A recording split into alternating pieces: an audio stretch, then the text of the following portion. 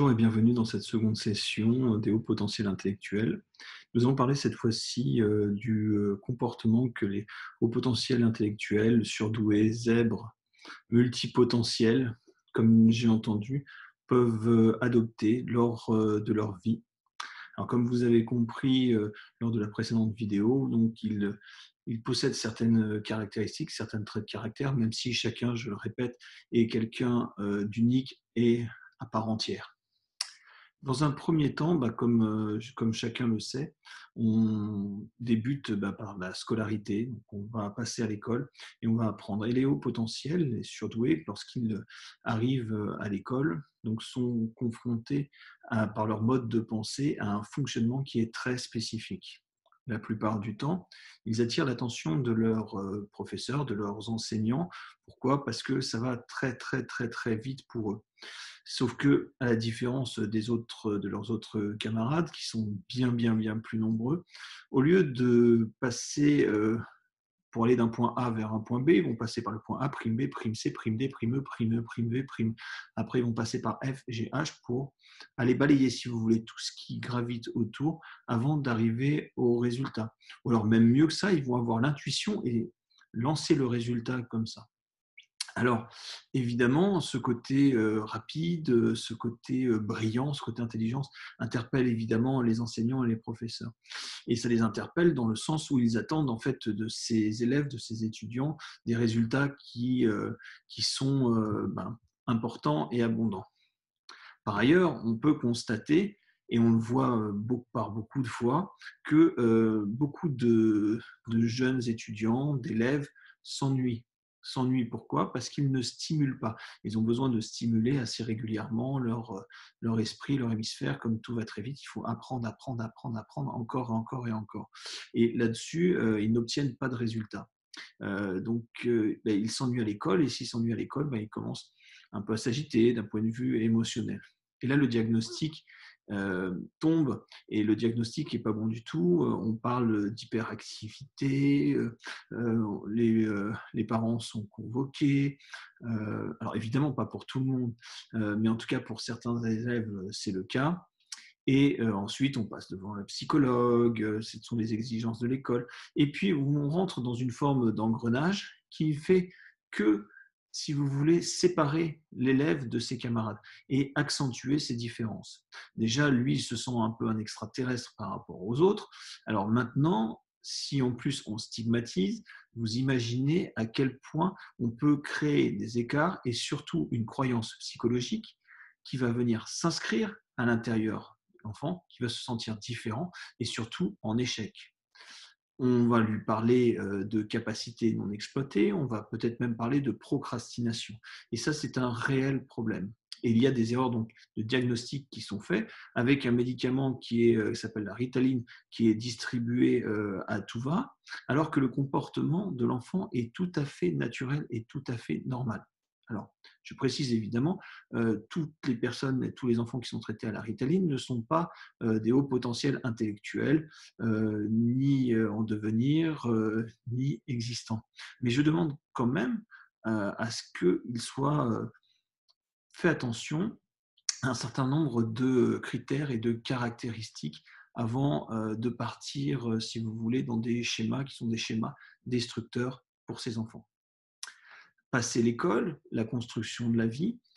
Alors, il faut voir que sur tout ce chemin, il y a une construction sociale qui est une construction assez compliquée. Comme je l'ai précisé, le fait de se sentir différent, le fait d'avoir une pensée différente, une pensée divergente, entraîne aussi un certain nombre d'écarts et surtout une distanciation sociale qui peut se mettre en place vis-à-vis des autres élèves ou des autres camarades.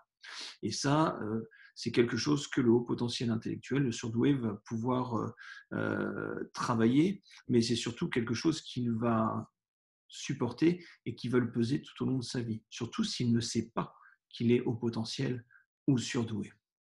Arrive le monde du travail, le monde de la vie, et là, de la même façon, l'adulte surdoué, lui, va se retrouver dans des situations un peu complexes.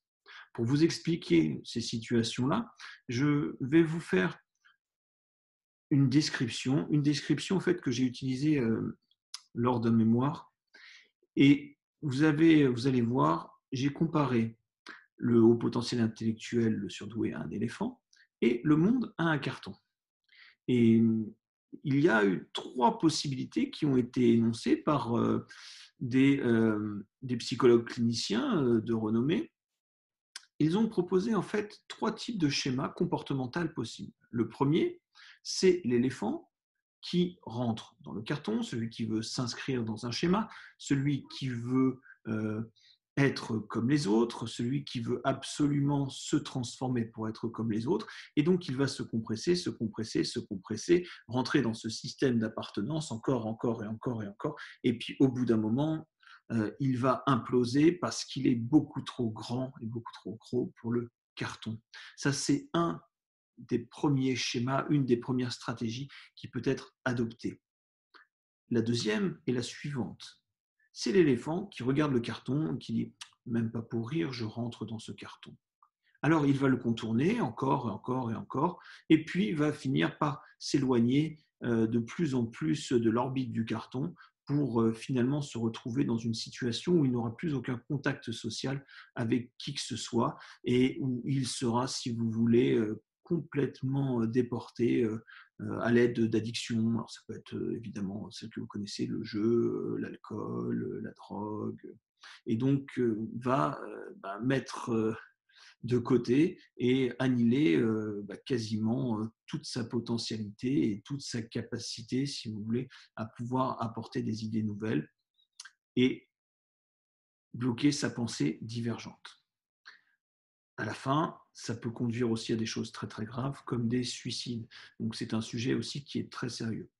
La troisième possibilité qui est donnée comme la meilleure, vu les deux précédentes, il n'y a pas de difficulté à trouver une meilleure solution, c'est en fait le haut potentiel qui va adopter lui-même une solution qui est une solution hybride. Simplement, il va mettre une patte dans le carton, une deuxième, puis il va la retirer, il va mettre la queue, etc. En gros, il va jouer avec le système.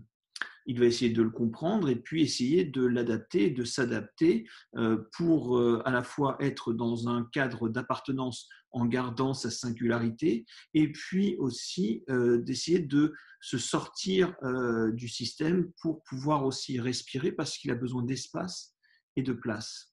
Alors, attention, il ne faut pas comprendre que le haut potentiel intellectuel va être heureux. Le surdoué ne va pas être heureux. En tout cas, il sera beaucoup moins malheureux et le résultat sera beaucoup moins dramatique que dans les deux cas précédents. Cependant, si on se plaçait dans un cadre différent, si on changeait de repère, on pourrait peut-être tout simplement se dire qu'il serait peut-être intelligent d'agrandir le carton. Car si l'éléphant peut rentrer dans le carton, d'autres animaux pourront rentrer aussi. Donc, c'est une solution que je propose. Après, il faut accompagner et changer le monde, lui donner une coloration avec un spectre plus large, de façon à ce que le haut potentiel intellectuel, le surdoué, le zèbre, le multipotentiel puisse, lui, s'intégrer dedans. Alors, on a parlé de multipotentialité. Multipotentialité, c'est aussi une capacité à faire de tout, d'être capable de tout faire. On m'a parlé aussi d'expertise dans plusieurs domaines. Là-dessus, je diverge en termes de réflexion. Je pense au contraire que le haut potentiel intellectuel est un magnifique généraliste. Et il peut tout faire, il peut s'adapter à tout. Il en a en tout cas toutes les capacités car il a la facilité de comprendre. Arrivé dans le monde adulte, s'il a vécu, si vous voulez, ses souffrances, s'il a vécu ses écarts, s'il a vécu cet écart social, cette différenciation, cette incompréhension, lui qui se sent différent et qui se sent le plus souvent incapable de réaliser des choses que d'autres personnes peuvent faire avec beaucoup plus de simplicité, va se retrouver avec un flux d'émotions, déjà enfant et adulte, qu'il aura appris ou pas appris à contrôler.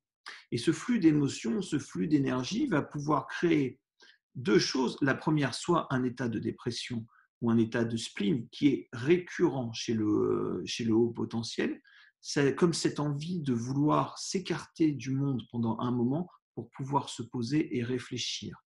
La deuxième est ce que l'on appelle, on va dire, une excitation et une joie immense parce qu'il va se connecter à des choses, à un monde des idées, et il va le vivre d'une façon intense. Seule problématique de tout ça, c'est l'interprétation.